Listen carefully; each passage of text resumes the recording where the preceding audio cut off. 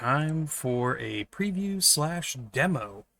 So I've gotten a fair chunk of protobuffers implemented in LabVIEW with LabVIEW, and we're gonna walk through and see what's done so far. So here in VS Code, I've got a little sample proto definition file. This .proto. I'm gonna go ahead and close these other things. But I have been testing using this to generate C code, C++ code, and C# code. But let's take a look at LabVIEW generation. So no fancy tooling yet, but the VIs to call that would get called under the hood. So I'm going to point it at a proto definition file and run this. And it's going to take about 30 seconds. Oh, not even 30 seconds. But now I can go. I've got this LabVIEW folder. I've got this test message library. And I'm going to misclick, create an empty project so I can take a look at this. And I've got the data cluster with the elements that correspond to this. And you can imagine this might be some kind of periodic update message from some distributed control system, a name identifying the group, sequence counting to keep track of out of order packets, time stamping, and an array of the data. And that's exactly what we have over here on the left. And if I bring up context help, LabVIEW please, see all the data types there match. We've got an I32 for the sequence and U64s for the timestamp components and the array of double. And the other part that I just got done, mostly done, is the flatten VI. So it is scripted and does its own block diagram cleanup. So of course, for some reason, LabVIEW puts it out of scrollable range. But very simple code. This is all inlined and pretty statically written code that should run about as efficiently as you can. Doing code gen, so there's no type inspection, there's no time spending looking at the variant type inferencing VIs and then having conditional structures based on the type. This all is statically generated from the contents of this proto file. And I can run this and get some data in here. We'll just put a number in the sequence so we can see that count up. And there's, so the second field is the sequence, and it's generating that. So this VI could get used to take this cluster and turn it into a protobuf flattened format. Additionally, if you do need to do some abstracted operations, there is a class that will wrap this functionality. So it can read data, you can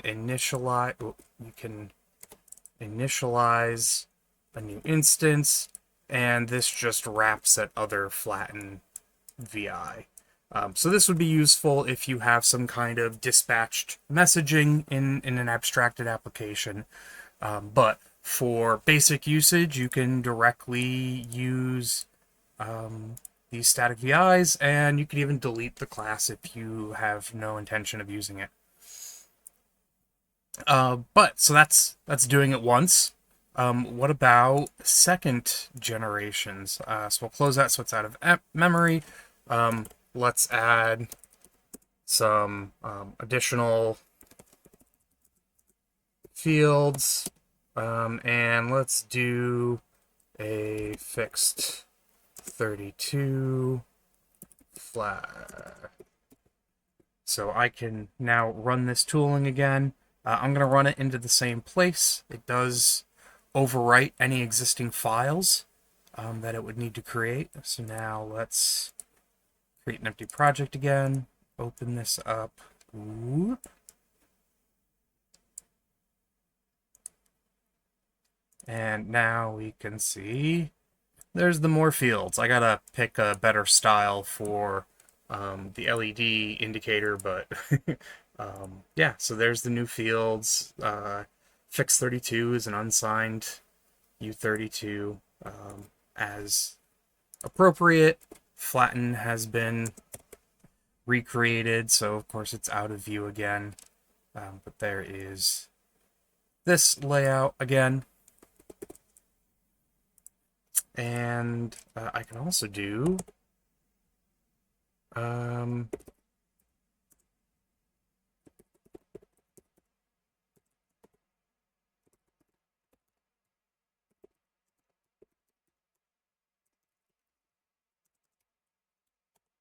enumerations.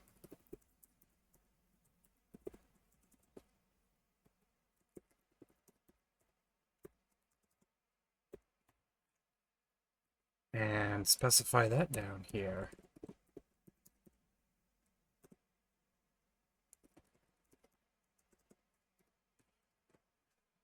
And I'm going to generate this to a new root folder now, just to more easily see the differences. Close that project and let her rip.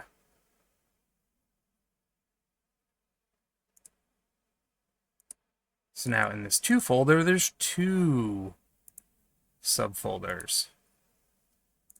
This does create a library for each defined type. So this is the enumeration. So you get your enumeration with the fields from there. One of the things that Protobuf supports is enumerations can be sparse and non-contiguous. It does require an undefined element as the 0th element. So there are conversion VIs that are broken. Cool. Why can it not find the enumeration control? But it does, these are contiguous, so it does just have basically mapping to index. At some point I will have a detection for if the values are contiguous. It can just use the enumeration value directly instead of doing the lookup. But if I was to change this to something like, or let me just add another one.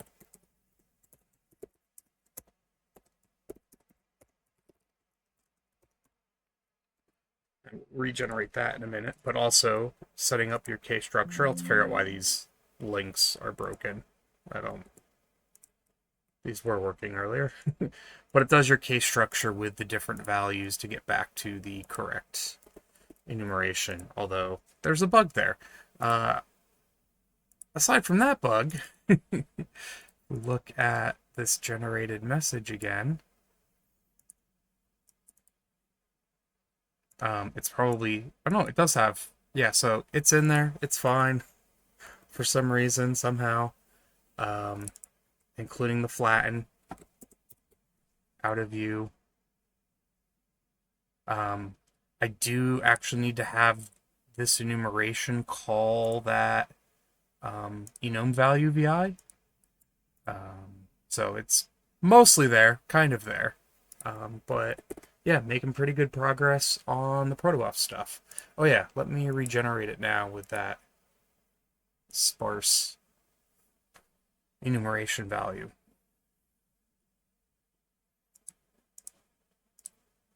Granted, things are borked.